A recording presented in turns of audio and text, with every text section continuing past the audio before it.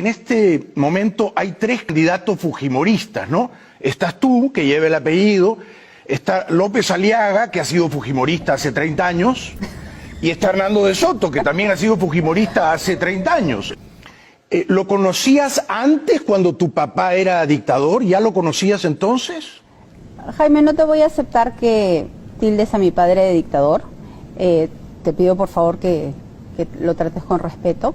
Sí. Keiko, si un presidente que ha sido elegido democráticamente cierra un congreso, da un golpe de Estado y se convierte en un dictador. Tu papá en abril del año 92 se convirtió en un dictador. La historia tiene que reconocer que el señor Fujimori fue dictador desde que cerró el Congreso, Keiko. Pero convocó elecciones democráticas, se creó el Congreso Constituyente, en la que participaron diferentes fuerzas políticas, crearon la Constitución. Pero Maduro también convoca elecciones y las gana y tiene un Congreso que es dócil. Hay dictadores de derecha y hay dictadores de izquierda. No, son además modelos absolutamente diferentes. La situación de ellos es muy dramática. Keiko, sí. Yo entiendo que tú defiendas a tu papá, yo lo entiendo, yo entiendo. Pero ¿cómo puedes decir que el año 2000 ganó nuevamente las elecciones? Tú sabes muy bien que ese año tu papá y Montesinos hicieron una trampa descarada.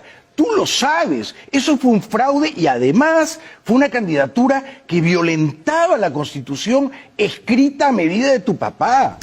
Yo he sido una de las pocas personas dentro del gobierno de mi padre que he criticado la presencia de Montesinos. Lo he dicho públicamente.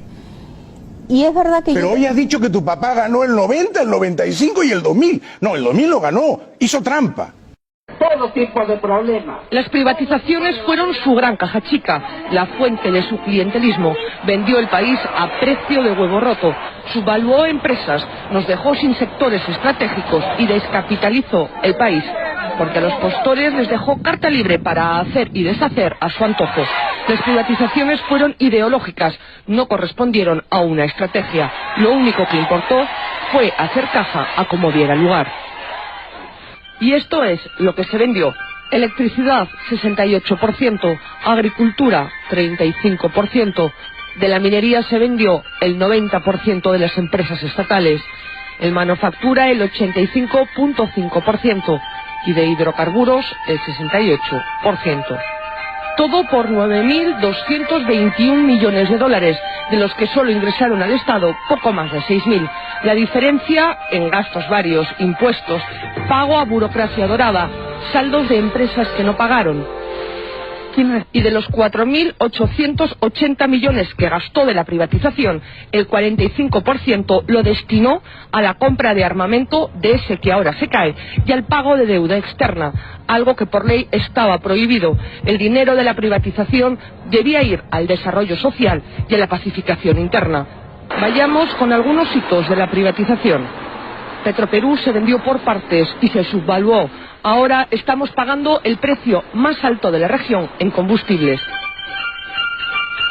La refinería La Pampilla se vendió el mercado más importante del país por 180 millones de dólares, cuando tenía unas utilidades anuales de 85 millones. Se vendieron los lotes petroleros con reservas aseguradas. Se vendieron los grifos uno a uno, como si fueran papayas. En concepto de alquiler, daban al Estado 38 millones de dólares anuales y se vendieron por 78. Otra filial de Petroperú, la naviera transoceánica, es otro caso de subvaluación. Los buques que tenía estaban en buen estado y estaban valorados en 85 millones de dólares. Pero la CEPRI valoró la empresa en 21 millones de dólares. Nos quedamos además sin transporte nacional de combustible. Otro caso clamoroso es Solgas, también filial de Petroperú. Se vendió por 7 millones de dólares, cuando solo su edificio principal estaba valorado en 5 millones de dólares y tenía unas utilidades anuales de 2 millones. Esto fue en 1992. 4 años más tarde, en 1996, los que compraron a este precio la vendieron a Repsol por 50 millones de dólares. Aquellos que argumentan que la venta de Petroperú, Centromil Perú o Ciudad Perú generaría inseguridad en la defensa de la soberanía nacional, pienso que no conocen los hechos. Es todo lo contrario.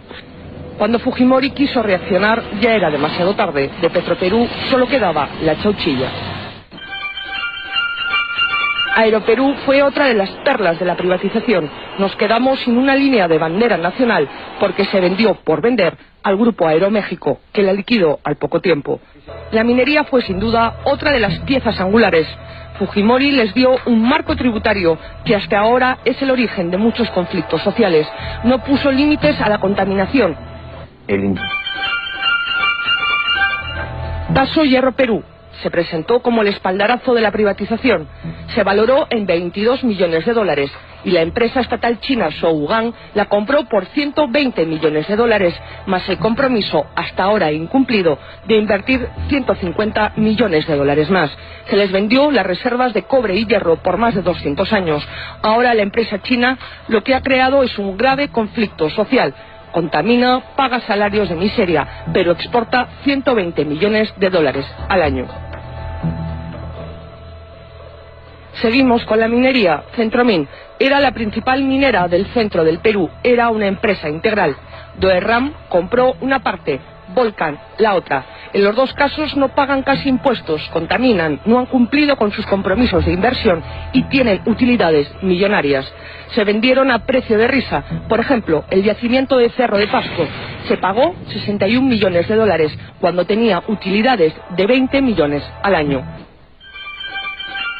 Nosotros evitamos y hemos tomado en este momento el local a fin de evitar que en este gobierno, que ya está en las postrimerías, se llegue pues a una coligación a entregar pues a unidades estratégicas que son de interés del país.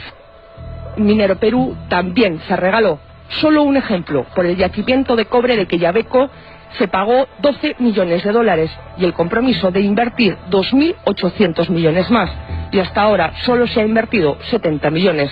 La misma empresa que compró Quellaveco pagó por un yacimiento en Chile, que era la tercera parte, 180 millones de dólares.